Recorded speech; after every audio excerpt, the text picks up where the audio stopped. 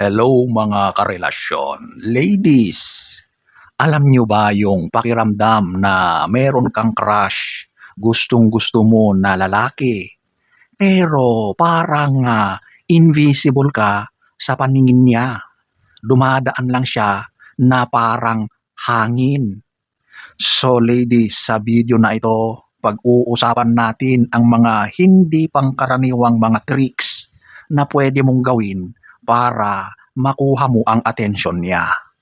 So, kung interesado ka, manood ka. Whoops, disclaimer tayo, hindi ko ulit nilalahat. So, at number 1, ito yung 80-20 eye contact rule. Una sa lahat, pag-usapan natin ang tungkol sa mata. Napakahalaga ang mga mata para sa attraction, okay? Hindi sapat ang basta titig lang, mga ladies. Kapag tinitigan nyo lang siya ng diretsyo ng napakatagal, baka akalain niya merong mali. Baka akala niya may dumi sa mukha niya o kaya may katawa-tawa sa itsura niya at nagiging awkward ito sa pakiramdam niya. So, eto talaga ang sikreto dyan, yung 80-20 na rule. Ang ibig sabihin ay 80% ng oras, tignan mo siya sa mata habang nag-uusap kayo. Pero ang 20% nun, dito ka kikilos. Tumingin ka sa gilid niya, sa kanyang mga kamay, sa hinahawakan niya, tapos bumalik ka ulit sa mata niya na may kasama ng ngiti. So bakit ganon?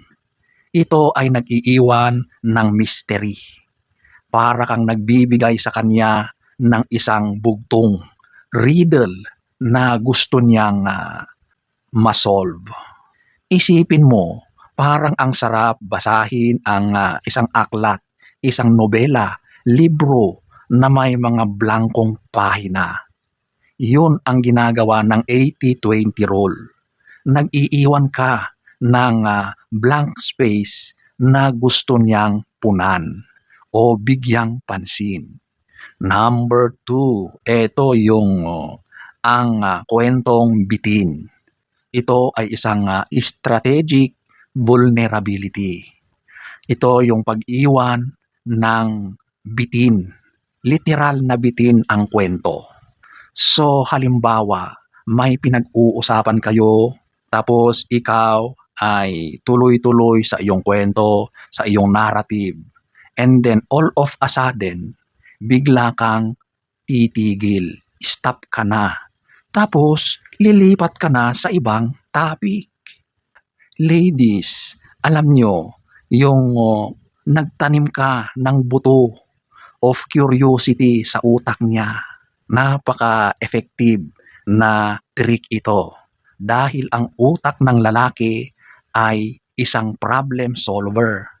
Kapag sinabi mo na may kwento ka, pero hindi mo naman tinapos, iisipin niya yon buong araw. Hindi na yan mapakali maghapon.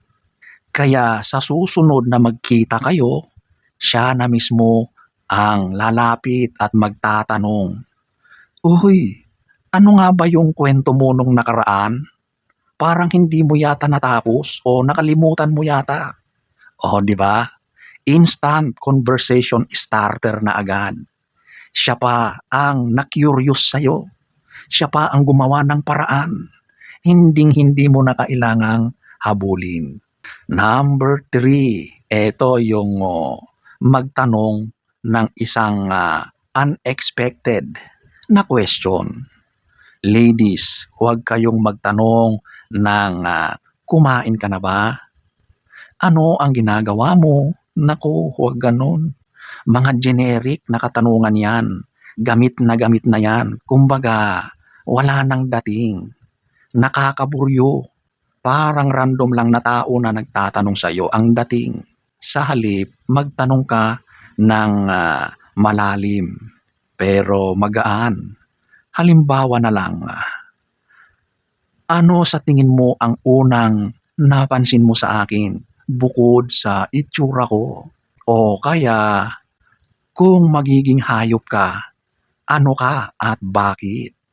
Alam nyo ladies, promise ang mga ganitong katanungan napaka-effective at siguradong masaya at mahaba ang magiging conversation, ang usapan ninyo. Bakit gumagana ito? Kasi naaalis mo siya sa autopilot mode niya. Napipilitan siyang mag-isip at mag-open up. Kapag ginawa mo ang mga yan, ikaw ang magiging the girl who asked that cool question. O, di ba? Yung mga ganyang trick, napaka-effective at sigurado na it will work wonders sa relationship ninyo. Number 4, ang kalmadong aura at pakikinig. Ito yung isa sa pinaka-underrated na pwedeng gawin. Matutong makinig ng totoo. Alam mo, sobrang attractive ng babaeng kalmado. Yung tipong kapag nagsasalita siya, hindi kanya inuunahan, pinapangunahan, hindi siya nagse-cellphone. Nakafocus lang siya sa'yo. Kapag may sinabi siya, huwag mong sagutin agad. Tatango ka, basta huwag mo siyang ikat agad-agad. Alam mo ba, sa panahon ngayon, bihira na ang taong marunong makinig.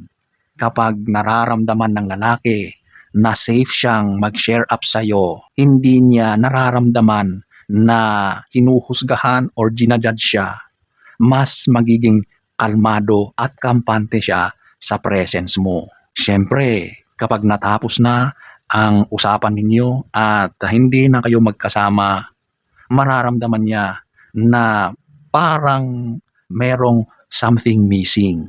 So, mamimiss ka na agad niyan. Gusto niya ulit o looking forward ulit siya na magkasama ulit kayo. Number 5, ang arts of living early.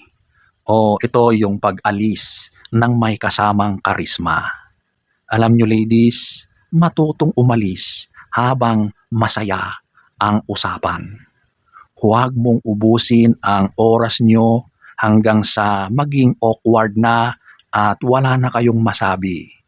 Kapag nasa top o peak ng tawanan, yung napaka-interesting na ang topic, bigla mong sasabihin, sorry pala, meron akong appointment. May importante akong gagawin.